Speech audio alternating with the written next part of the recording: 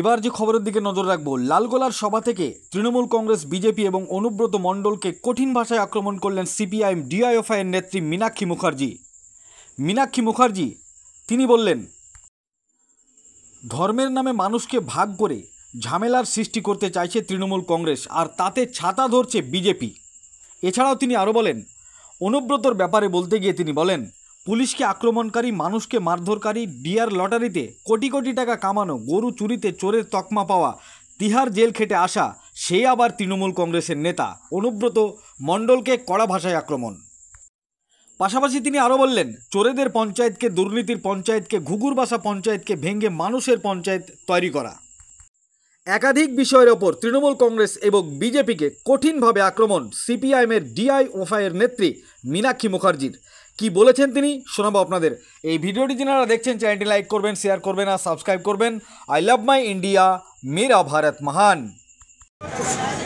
রাজ্যের পরিযায়ী শ্রমিকদেরকে নিজেদের রাজ্যে ফিরিয়ে আমাদের রাজ্যে তাদের কাজের ব্যবস্থা করা, গোটা মুর্শিদাবাদ সহ আমাদের রাজ্যের সমস্ত সম্পদকে ব্যবহার করে বেকারদের হাতে কাজ তুলে দেওয়ার জন্য তাকে ব্যবস্থা করা, এবং যে দুর্নীতি এবং দুষ্কৃতি রাজকে পশ্চিমবঙ্গের তৃণমূল কংগ্রেসের সরকার পুলিশের ছাতার তলায় দাঁড়িয়ে কায়েম রাখতে চাইছে, এবং তার মাথায় যে বিজেপি ছাতা ধরেছে এবং ধর্মকে সামনে রেখে গোটা মুর্শিদাবাদ সহ পশ্চিমবঙ্গে প্রতিদিন নামরার প্ল্যান করাচ্ছে মানুষকে ভাগ করে দেওয়ার চক্রান্তের বিরুদ্ধে, তার বিরুদ্ধেই স্থায়ী এবং স্থায়ী কাজ ও নিরাপত্তার দাবিতে ডিওয়াইএফআই এর 20তম রাজ্য সম্মেলন পশ্চিমবঙ্গ রাজ্যে 21 থেকে 23 জুন অনুষ্ঠিত হবে। গোটা রাজ্য জুড়ে কর্মসূচি চলছে, লালগোলাতেও আজকে আমরা সেই একই কারণে উপস্থিত হয়েছি। দিদি, লালগোলা কিন্তু কংগ্রেসের ঘাঁটি হিসেবে পরিচিত ছিল, তারপরে ছেড়ে দিন, কিন্তু বাম কংগ্রেসের জোটের দখলে রয়েছে। বিভিন্ন রাজনৈতিকবিদ তারা যেটা মনে করছেন, লালগোলায় একের পর এক কর্মসূচি, নিজেদের শক্ত জমি, নিজেদের ঘাঁটি বজায় রাখতেই কি এমনটা? রাজনৈতিক দলের আবার ঘাঁটি হয় নাকি? ঘাঁটি তো সেনাদের হয় আর জঙ্গিদের হয়, সন্ত্রাসবাদীদের। মানুষের জোট, আমরা বলেছিলাম যে চোরেদের পঞ্চায়েতকে, দুর্নীতির পঞ্চায়েতকে, ঘুঘুর বাসা পঞ্চায়েতকে মানুষের পঞ্চায়েত তৈরি করতে হবে। আজকে যে বীরভূমে যেটা দেখা যাচ্ছে যে অনুব্রত মণ্ডল যে মানে আইসির সঙ্গে করছে, আপনাদের কালীনও কি এইরকম ছিল বা এই বিষয়ে কি বলবেন? আপনারা বলুন না, ছিল নাকি? আমাকে জিজ্ঞেস করলে তো আমি আমার ভালোর দিকটাই বলবো, আপনারা বলুন। তপন সামন্ত 7টার মধ্যে আমি ঢুকে যাব, তাণ্ডবলীলা খেলে দেব, ভয়ঙ্কর খেলে দেব, আর যারা মেরেছে তাদের গ্রেপ্তার করুন, কোনো কাহিনী শুনবো না। তারপরে গত পরশুদিনের এই ঘটনা কি বলবেন? তার মানে আপনিও জানেন না শুধু রাজ্যের পুলিশ মন্ত্রী মমতা ব্যানার্জি, তাই তো? মানে আপনিও অনুব্রতের কর্মকাণ্ড সম্পর্কে সব জানেন না একমাত্র মমতা ব্যানার্জি। তার মানে মমতা ব্যানার্জি সব জানে, এটা ভুল?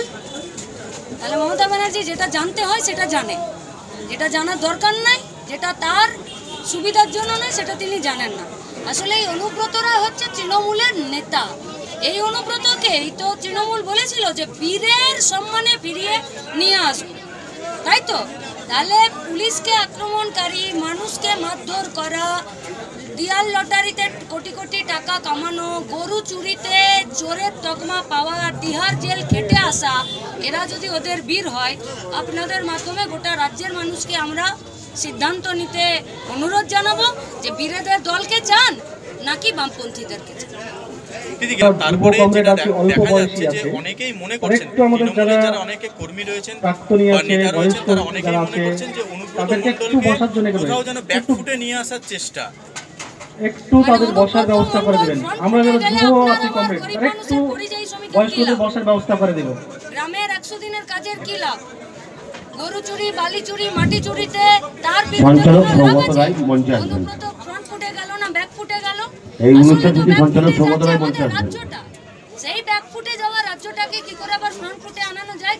তার জন্য ডিওয়াইএফআই সমেত বামপন্থীরা জানকবুল লড়াই করছে রাস্তায় দাঁড়িয়ে থেকে। আপনাদের মাধ্যমে সঞ্চালক সৌগত রায়, এই অনুষ্ঠান মঞ্চে সঞ্চালক সৌগত রায় আপনি মঞ্চে আসবেন।